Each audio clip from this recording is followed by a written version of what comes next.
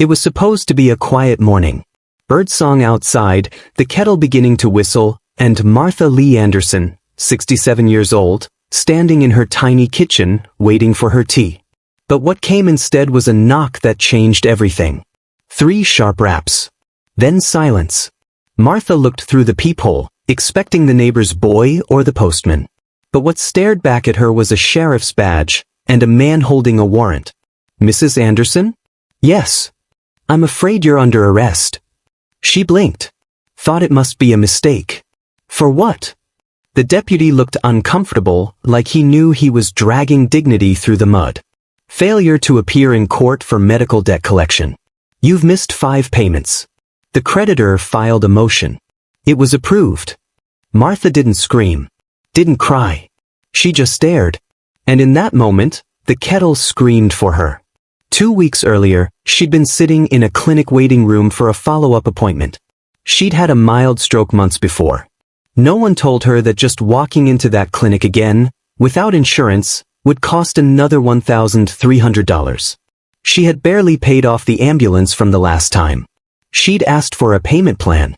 She'd even mailed in a money order of $50, the most she could manage. Apparently, it wasn't enough. Her youngest granddaughter, Tasha, just 7 years old, had been asleep in the next room when they cuffed Martha and led her outside in her house slippers. Tasha had peeked through the blinds. Watched her grandma disappear into the back of a county cruiser. No one told her what was happening. They just told her to stay put. That morning, Martha's absence spread like a bruise, across her home, across her family, across a system that had long stopped caring about women like her. No news camera caught it. No headlines shouted it. Just an elderly black woman taken from her home for a debt she tried to pay. And that was just the beginning. Because what Martha didn't know was this. Her arrest wasn't an isolated case. It was part of a shadowy system, one that used outdated laws and ruthless tactics to turn unpaid bills into jail time.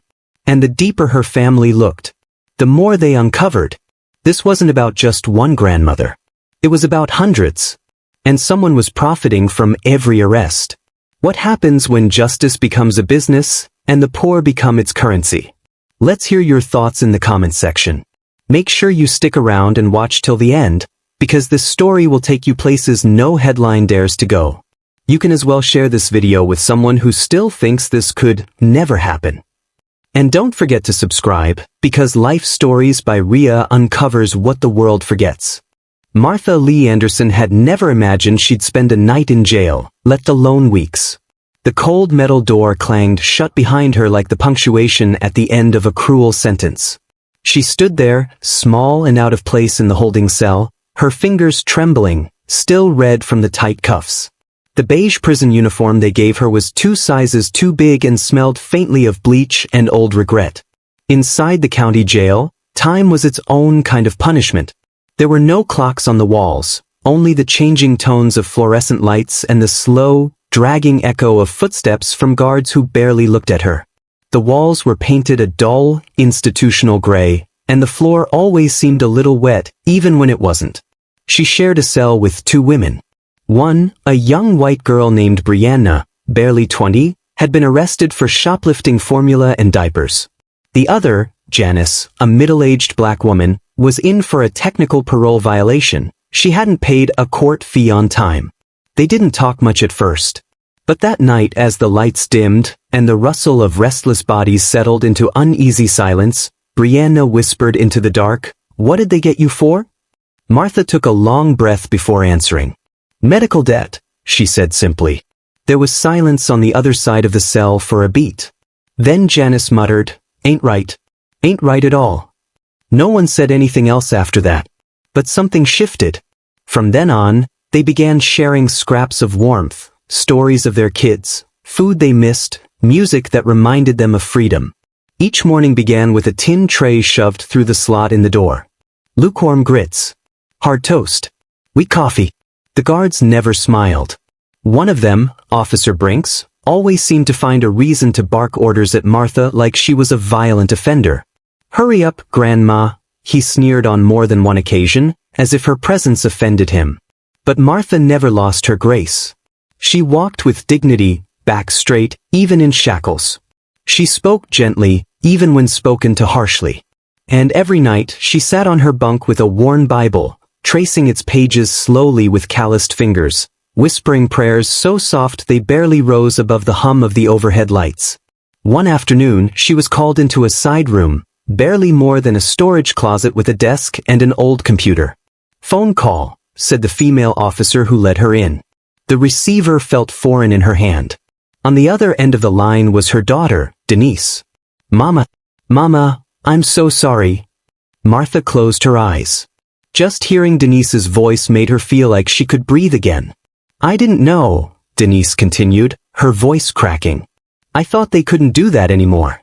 I didn't know they could arrest you for bills." "They didn't arrest me for bills, baby. They arrested me for being too poor to pay a fine attached to a civil judgment. That's how they get around it." There was silence. Denise finally whispered, "Tasha's been asking about you." That was the moment Martha's composure wavered. She felt it like a crack behind her ribs. But still, she didn't cry. "Tell her grandma's just on a little trip. I'll be home soon." Later that week, Janice showed her how to file a grievance form. Not that it would go anywhere, she said, but it was something. Martha wrote carefully, explaining her arrest, her illness, the medications she hadn't been able to take since arriving. She ended the letter with a line that stuck in the mind of the officer who read it. "This isn't justice. This is forgetting people in plain sight." Back in the world outside, Martha's arrest had begun to ripple through the cracks of social media. It started with a Facebook post from Denise, accompanied by a photo of Tasha holding a handmade sign that said, "Where's Grandma?" Then a local reporter picked up the story, someone who remembered Martha from a community bake sale fundraiser years ago. The article was titled, "Newspaper, Grandmother Jailed Over Medical Debt in 2025? That headline sparked outrage. One tweet, one photo, one echo of a real injustice. That's all it took. Soon, the news trucks began circling the county courthouse. Civil rights lawyers started asking questions. And quietly, without making promises, one assistant to the state senator requested a full report on her detainment. Inside the jail, Martha didn't know any of this. What she did know was that she had missed Tasha's school play. That her blood pressure was rising. That her prescriptions had run out. That nobody from the billing company had called, written, or responded to her court-appointed attorney's emails. She began to keep a journal. Just a cheap spiral notebook someone left behind on a bench. In it, she wrote prayers, memories of Tasha's laughter, and letters she couldn't send. On the 28th day of her confinement, something changed. A new woman entered their cell block. Her name was Rose, and she carried a quiet authority.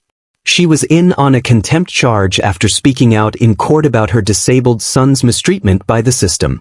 That night, Rose sat beside Martha and said, "I read about you.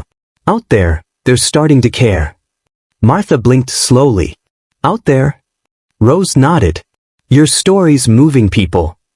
And for the first time in nearly a month, Martha allowed herself a small smile. Not because she believed freedom was close, but because she knew she hadn't been forgotten. Not yet. The next morning, Officer Brinks was waiting at her cell before sunrise, face unreadable. "Get dressed," he said. "You've got a visitor."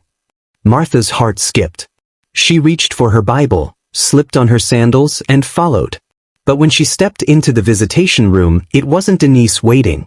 It was a woman in a navy blue blazer holding a leather briefcase and a business card that read, "Legal Aid Foundation, Wrongful Detainment Division." The woman leaned in. "You don't know me yet, Mrs. Anderson, but we've been watching your case closely. And we believe you were never supposed to be here." The court date came faster than Martha expected. She had been in jail for 11 days, 11 long days of sleeping on a thin mattress, eating cold grits, and being treated like a burden. Her body ached, not just from the hard cot, but from something deeper, an erosion of dignity that only comes when the world decides you're disposable.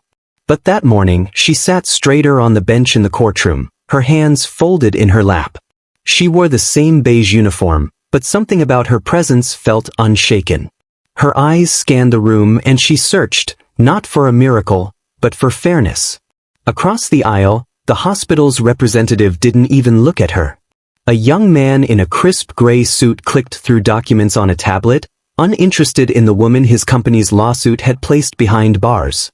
Martha's court-appointed attorney, Ms. Remy, leaned close and whispered, "They're offering a settlement. If you sign a wage garnishment agreement, they'll drop the contempt charge." Martha blinked. "Wages? I don't have wages. I'm retired. I live off my late husband's pension and food stamps." Ms. Remy's jaw tightened. "Then they'll freeze your bank account. It's predatory, Martha, but technically legal. They're hoping you'll panic and sign." Martha looked up at the judge, an older white man with tired eyes and a gavel that had sentenced hundreds before her. He didn't seem cruel, just distant. Another cog in the system. When asked to speak, Martha stood. Her voice trembled at first, but steadied. "Your Honor," she began, "I didn't mean to disrespect the court. I missed a hearing notice because I had no transportation and I was recovering from bronchitis. I didn't come here to make excuses. I just want to say this. I've worked all my life. Raised 4 children. Buried my husband. Paid my taxes. And now I'm sitting in a jail cell because I couldn't pay a hospital for treating me after I collapsed in church." There was a pause. Even the clerk stopped typing. "I'm not asking for sympathy. Just fairness. I want to pay what I owe. But I can't do that from jail." She sat down. The silence afterward wasn't awkward. It was heavy. The judge shifted in his seat, then finally looked at the hospital representative. "Do you really want this to go to trial over a $1,739 balance? With no effort to negotiate payment?" The young man shrugged. "Our firm represents the hospital's collections policy. We act under their directive." "Perhaps they need a new directive," the judge muttered. He turned back to Martha. "You'll be released under the condition of supervised payment negotiation. I'm dismissing the contempt charge. But this court is going to recommend this case be reviewed for abuse of civil enforcement." The gavel hit wood. Martha didn't cry. But when she stepped out of the courthouse into the cool morning air, she whispered a single thank you to no one in particular. Maybe to God. Maybe to herself. That evening, the local news ran a short clip. "Elderly woman jailed for medical debt sparks outrage." A reporter stood in front of the courthouse, summarizing the hearing while Martha's still image, a mugshot, unflattering and unjust, flashed on the screen. But public opinion didn't care about her expression. They cared about the fact that a grandmother had been jailed over a bill from 3 years ago. Within 24 hours, the story spread. Online commenters were furious. Some posted their own stories. One woman in Texas said her cousin had nearly faced jail for a dental bill. A retired teacher in Michigan wrote, "This is what happens when compassion costs more than profit." The hashtag began to trend. Hashtag Free Martha wasn't enough. Back in her small home, Martha finally stepped onto her porch again. The screen door creaked just like it used to. Her favorite rocking chair waited, covered in dust. She sank into it like a woman returning from war. A war no one saw coming. A war most people still didn't believe could happen in America. But Martha knew better. And this time, she wasn't going to be quiet about it. That same night, Martha opened her mailbox. Among the junk mail and bills was a thick manila envelope. No return address. Inside were photocopied court documents from 3 other cases, all involving elderly black citizens in the same county, all jailed over unpaid medical bills tied to the same hospital system. And one of the documents had her name on it. Only it wasn't her case. It was a report from 5 years ago, someone else named Martha Anderson. Wrong file. Wrong debt. Had she been jailed by mistake? Her breath caught. Her hands shook. And her quiet voice, almost a whisper, asked, "What if this was never about just me?" The jail cafeteria was humming with idle chatter and the scrape of plastic trays. But at table 9, Martha Anderson sat alone, untouched food in front of her, eyes fixed on the crumpled paper clenched in her fist. Was a letter from Ava. The shaky handwriting of a 9-year-old danced across the page with pink glitter ink. "Hi, Grandma. I miss you. Mommy says you're at a big hospital, but I know that's not true. You don't call. You don't come to my dance shows. Are you mad at me? I drew a picture of us eating ice cream. Please come back soon.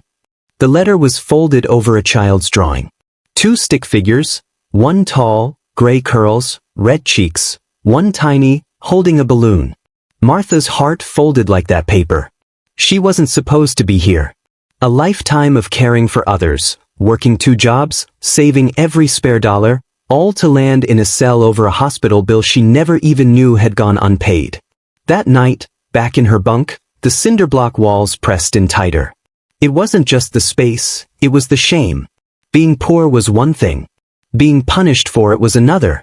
She remembered being told in the hospital, after the fall down the stairs, that someone had taken care of the copay. She remembered signing some forms while half-conscious. But now, a $4,832 bill had turned into a warrant. And somehow, she'd ended up classified as a flight risk. She hadn't run. She just hadn't known. Inmates came and went. Faces changed. But Martha stayed. Sometimes she taught the younger girls how to stretch out commissary ramen into something like stew. Other times she just sat, watching the mail cart roll past her cell without stopping. One morning, a low buzz stirred through the unit. "Girl, did you see the paper?" one woman whispered through the bars. "The grandmother? It's her." A guard walked by, unusually quiet. Martha was called into the library later that day. A social worker, disheveled and flustered, handed her a copy of the Jackson Dispatch. There was her photo, a zoomed-in image from her booking. Eyes swollen from tears, her wig slightly askew. Arrested for debt, Mississippi grandma behind bars over hospital bill. The article, written by a freelance journalist named Maya Cullen, had gone viral.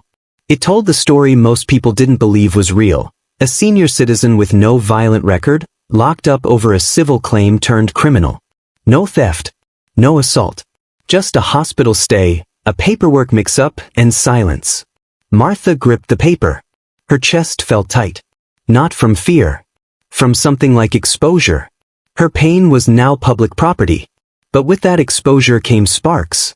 Later that week, a letter arrived, this time addressed from a lawyer in New Orleans. A woman named Janelle Cross, who introduced herself as a civil rights attorney. She'd read the story. She wanted to help. No charge. That night, Martha cried in her bunk for the first time in weeks. The next day, she met Janelle through the glass panel in the visitor room. Sharp suit, natural twist out, eyes that burned with quiet fire. "You shouldn't be here," Janelle said, no preamble. "I know that," Martha replied. But nobody else seemed to. They talked for 30 minutes. About the loopholes that let hospitals send unpaid bills to third-party collectors. About a judge who had quietly signed an arrest order based on default without even hearing Martha's side.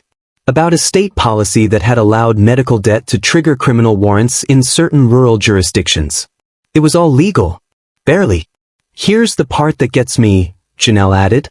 "They didn't even notify you properly. That's constitutional grounds right there." Martha didn't fully understand all the jargon. But she nodded. "Will I go home?" Janelle paused. "We're going to fight like hell to make sure of it." In the days that followed, more letters arrived. One from an elderly couple in Chicago who said, "Your story reminded us of our own mother. Stay strong." One from a high school student who'd raised $56 selling bracelets online and wanted Martha to use it when you get out. The biggest surprise came on a Sunday. Ava's mother, Carmen, was granted visitation.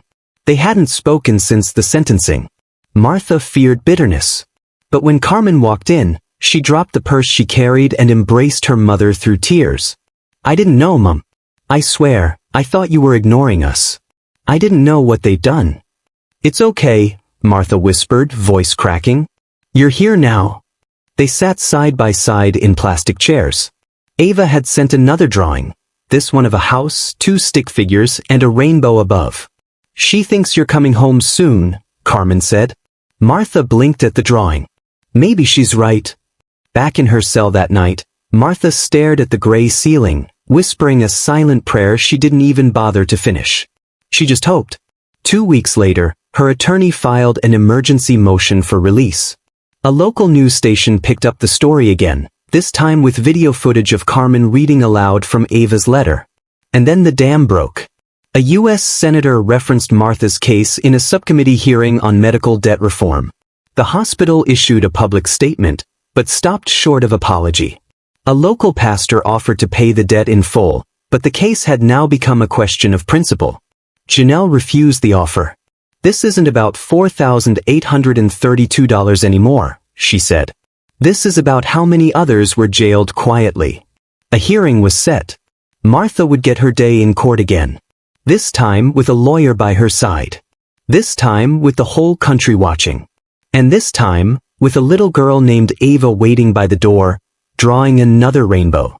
As the chapter closes, the camera lingers on Martha in her cell, folding Ava's newest letter carefully, smoothing the creases like it were porcelain. Just as she lays it beneath her pillow, a guard appears. "You're being transferred. Court date's been moved up. Tomorrow." Martha steadies herself. No fear now. Only fire. And a whisper to herself. "Tomorrow, they'll finally hear me." The morning Martha Anderson's world changed. She was brushing her teeth with a fingertip and a sliver of government soap. She had just finished folding Ava's latest letter, a rainbow drawn with broken crayons and the words, "I love you, Nana. I'll wait for you forever," when her cell door clanged open. "Move," barked a correctional officer. "You've got a visitor." Martha blinked. "It's not visiting day." "Doesn't matter. They're not on the list." She was marched, confused and still in her slippers, down the hall to a private room she'd never been in before. Inside sat two sharply dressed people. One, a tall black woman in a gray pantsuit. The other, a white man in wire-rimmed glasses holding a leather folio. The woman rose, extended her hand. "Mrs. Anderson. I'm Deputy AG Michelle Carter. This is Mr. Keller from the State Integrity Unit. We need to talk about your case." Martha's heart thudded. For a moment, she thought they were about to reopen her sentencing, maybe add time. But what unfolded next was something no one could have predicted. Michelle Carter took a deep breath and said, "We owe you an apology." The investigation into Belmont County's court system had started with another inmate's wrongful eviction case. What state officials discovered was a web of abuse so wide it shocked even veteran prosecutors. Judge Roland Meeks, the same judge who sentenced Martha without a public defender, had routinely signed off on jail orders tied to unpaid fines, most of them for medical debt, missed municipal fees, or even outdated child support. Over 70% of those incarcerated under his gavel were elderly or single black mothers. The hospital where Martha once owed $3,744? Records showed they'd sold her debt to a private collections firm with direct financial ties to the county jail. And worse, Martha's case had been used to justify a pilot program where inmates did menial labor for corporations in exchange for debt relief, though they never saw the credit. She'd unknowingly been forced into unpaid work for companies that profited from her imprisonment. It wasn't just cruel, it was criminal. The AG's office was preparing charges. But before anything could go public, they needed Martha's permission to unseal parts of her case and allow her story to be told on the record. "Your voice could change everything," Michelle said softly. "But only if you want that burden." Martha sat back, stunned. For months, she had believed she'd be forgotten. Just a grandmother caught in a machine too big to fight. But now, she looked up and her voice, quiet but firm, answered. "Tell the truth. Every bit of it." It took 3 weeks to process the paperwork. On a crisp November morning, Martha Anderson stepped out of the gates of Belmont County Correctional Facility. No cameras. No press. Just Carmen and Ava waiting at the edge of the sidewalk, holding a small bouquet of sunflowers. Ava ran into her arms before she could even take a full breath of free air. "Nana, I told them you didn't do nothing."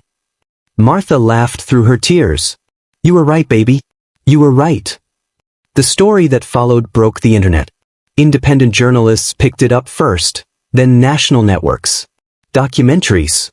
Editorials. The term medical debt jail trended for days. Judge Meeks was arrested for judicial misconduct and financial fraud. The private debt firm he was linked to was shut down under federal investigation.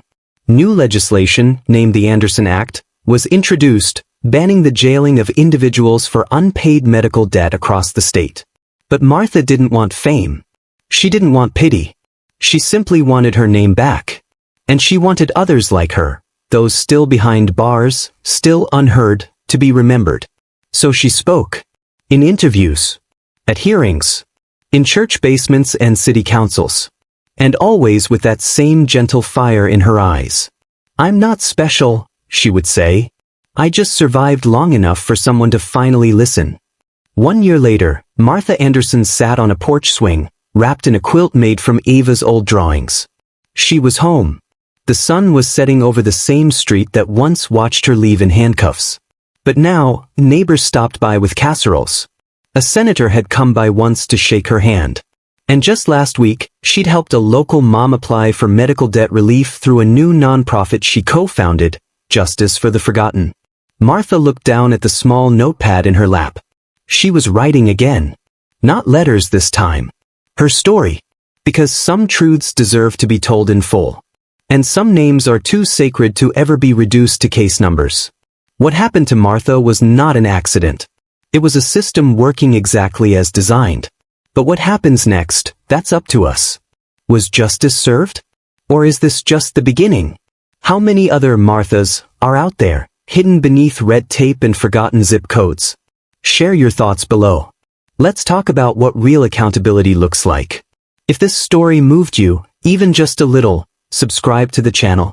We bring light to the lives they try to erase. Like this video to push it forward. Share it so the next Martha doesn't suffer in silence. Let's make sure these stories are never buried again.